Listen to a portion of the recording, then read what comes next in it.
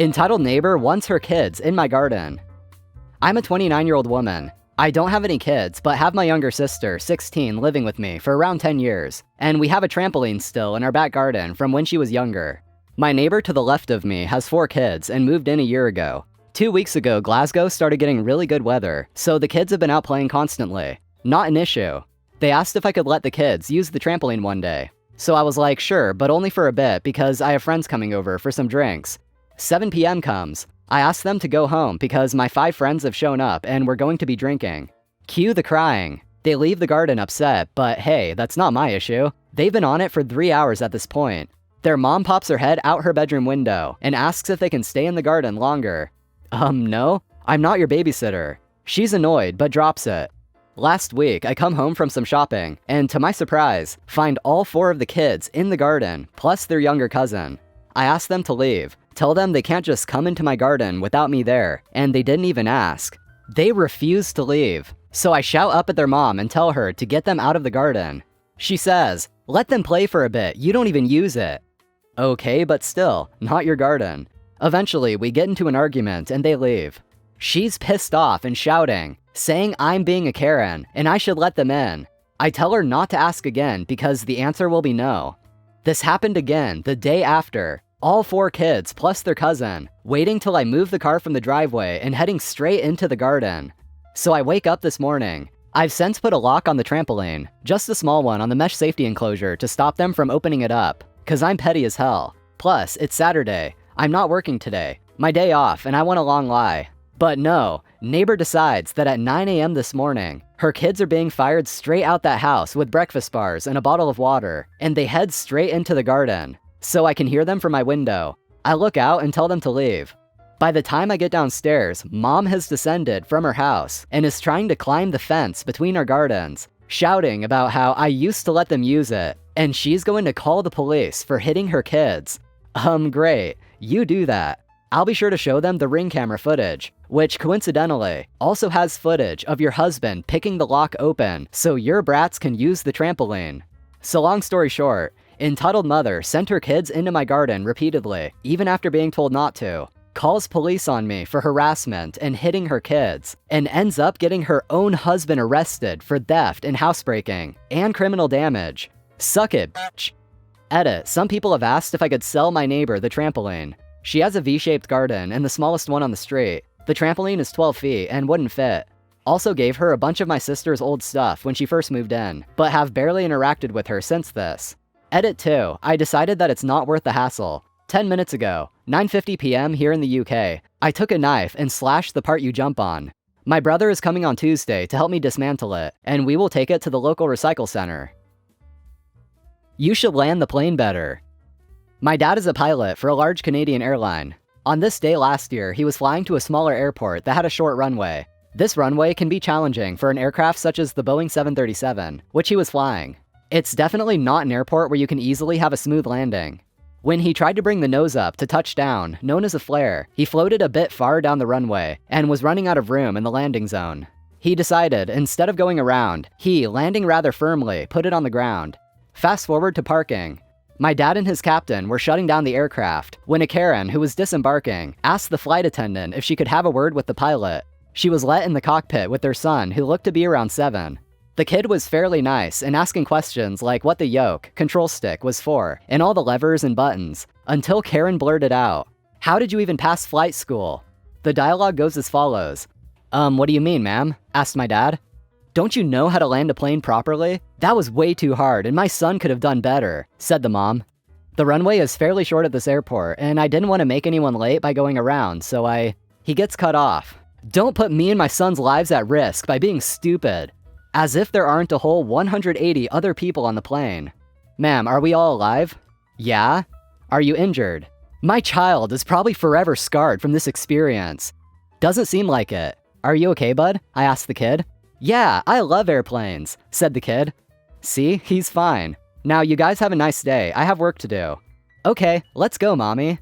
The Karen just blankly stared at my dad until the nice kid was off the plane. She followed, but didn't leave without a word. "If you're my pilot again, I'll make you let my son fly," said the mom. My dad and his captain both chuckled after that. Entitled woman is furious because I went swimming with my clothes on. I live near the sea. Last week we had an influx of tourists due to warm weather, and many of them took to the beach. Today my friend and I went for a walk along the shore in the afternoon, and we sat down on some rocks to chill.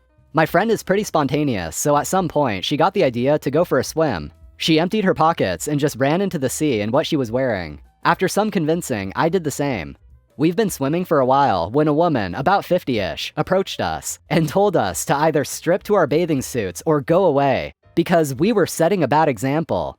At first we laughed because we genuinely thought she was joking, but she became aggressive, raised her voice, and continued ranting about how it wasn't normal, that we should be ashamed of ourselves and such. We swam away, but she continued muttering something to herself and I assume her family. When we got back ashore, she approached us again and told us we're banned from the beach until we decide to wear normal swimsuits.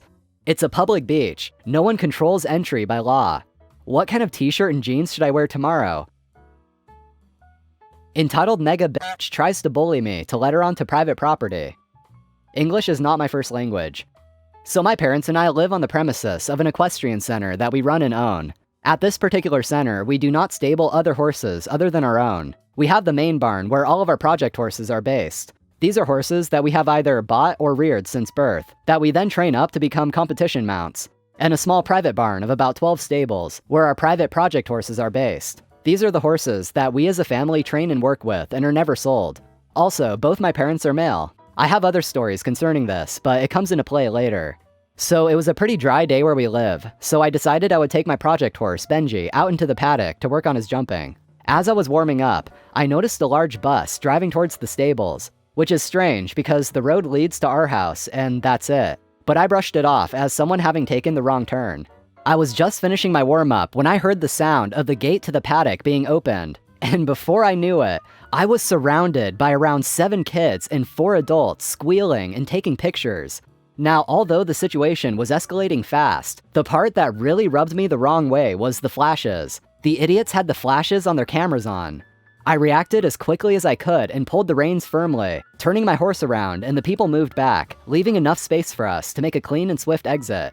As soon as we were out of the huddle of people, I dismounted and led my horse back to his stable before locking the main gate to the private stables. I'm not stupid and have read enough stories to know that this was probably a better option. I'm heading back to the main yard, and this is when I met her. At 5'4" with the classic "can I speak to your manager" haircut, she was the biggest bitch I have ever seen.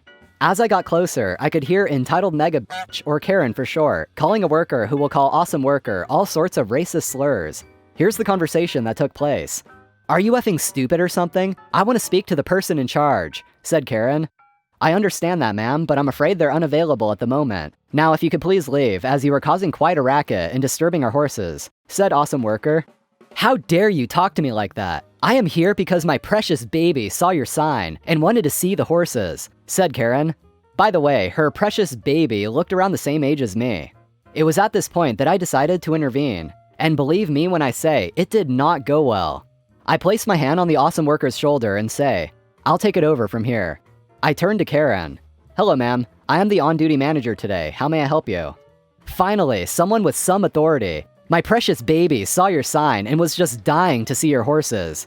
"I understand that, ma'am, but this is private property, and we have a strict no tourist policy. The only exception to this is show days, and by the looks of it, today isn't one of those days. Excuse me for being so forward, but I must request that you and the rest of your party leave here immediately, or I'll be forced to call my dad, and believe me, you don't want to deal with him. So I suggest you..." Smack! Yes, this lady slapped me so hard it knocked me down. I was shocked. "Don't you dare tell me what I can and can't do, you effing slut. You're probably sleeping with the owner, you little brat, because there's no way a whore like you could afford to lick up dirt here, let alone keep a horse. First of all, yes, I can tell you what to do because I'm in charge here, so I get a say in who stays and who goes. And you, lady, are going. Secondly, do you hear the amount of rubbish that's coming out of your mouth?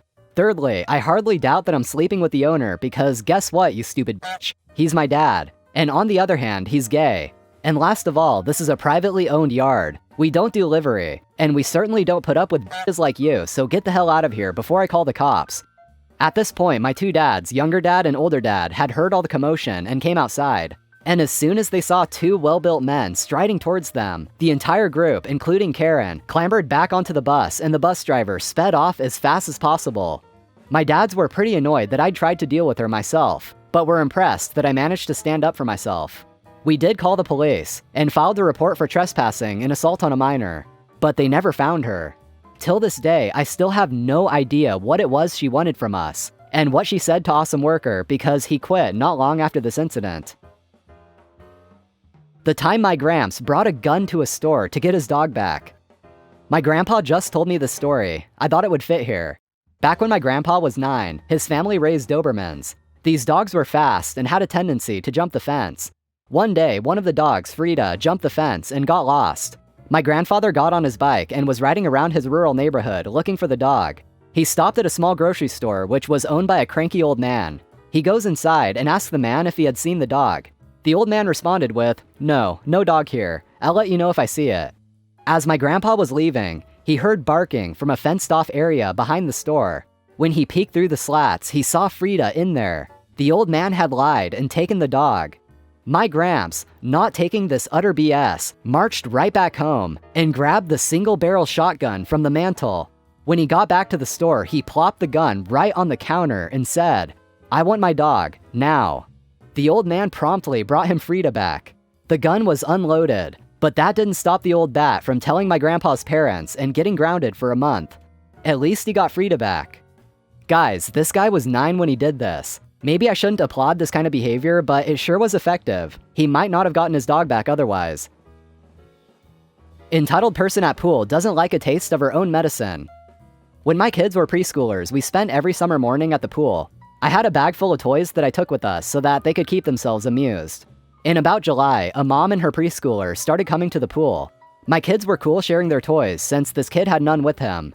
Until after about 2 weeks, he started demanding my kids' special toys that they were playing with.